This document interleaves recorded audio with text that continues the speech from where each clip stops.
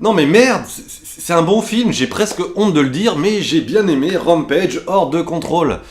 Bon, faudra quand même qu'on m'explique comment un tel projet peut voir le jour. D'habitude, je m'intéresse pas trop à la genèse d'un projet, j'imagine que c'est souvent une histoire de rencontre, d'envie, d'idées ou de rêves, et sûrement beaucoup de thunes aussi également.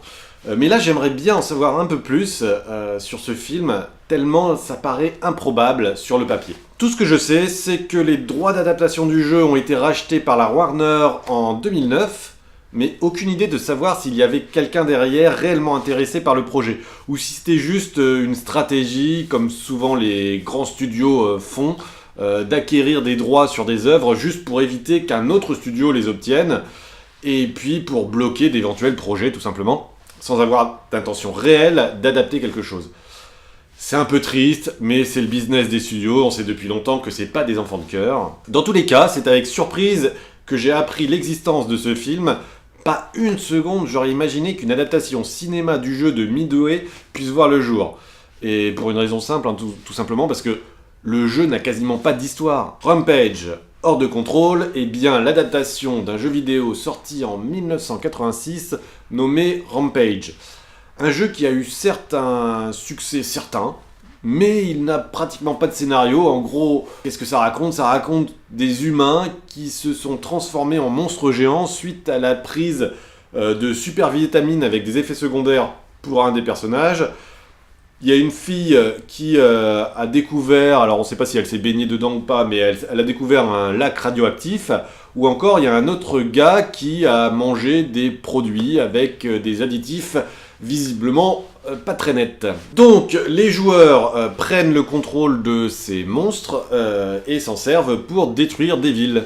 Voilà le pitch minimaliste qui est juste là, prétexte à s'amuser, à détruire des villes. Le jeu est jouable jusqu'à 3, les joueurs pouvant s'entraider ou s'affronter. Donc le jeu original est plutôt fun, et il a très bien marché, mais de là en faire une adaptation cinéma, je trouve ça surprenant. Bon alors, premier point positif, le film respecte le matériau de base, et c'est plutôt rare, surtout pour les adaptations de jeux vidéo. D'abord, il reprend énormément d'éléments du jeu, même si le scénario de départ n'est pas exactement le même.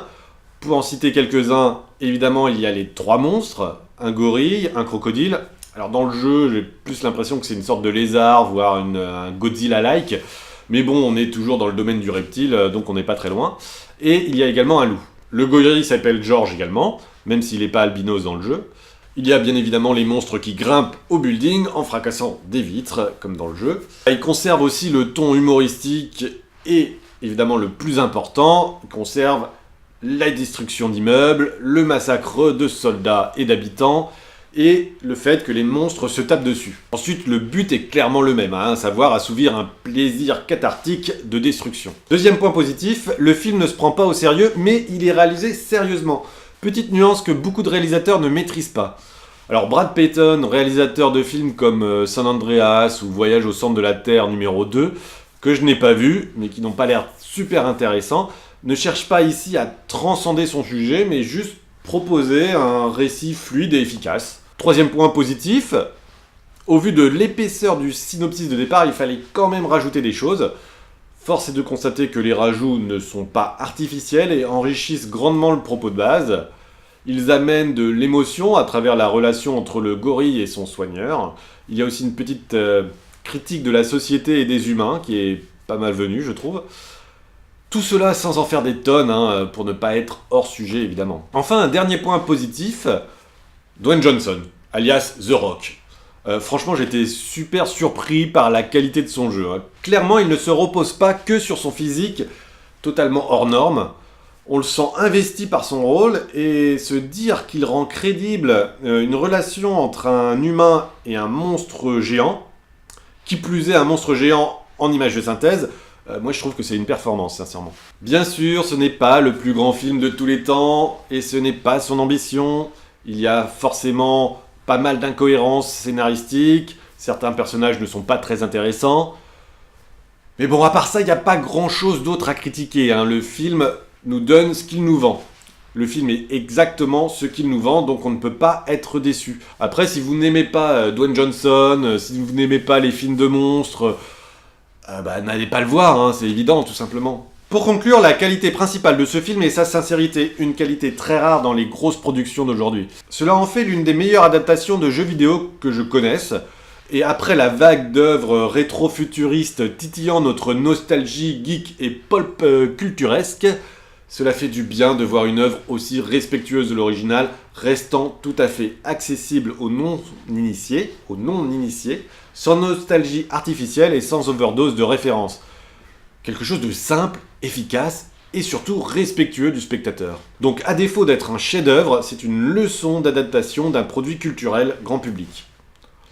Un dernier petit détail que j'ai trouvé très amusant, une référence pour les connaisseurs du jeu. Pendant le visionnage du film, gardez en tête comment il fallait faire dans le jeu pour regagner beaucoup d'énergie.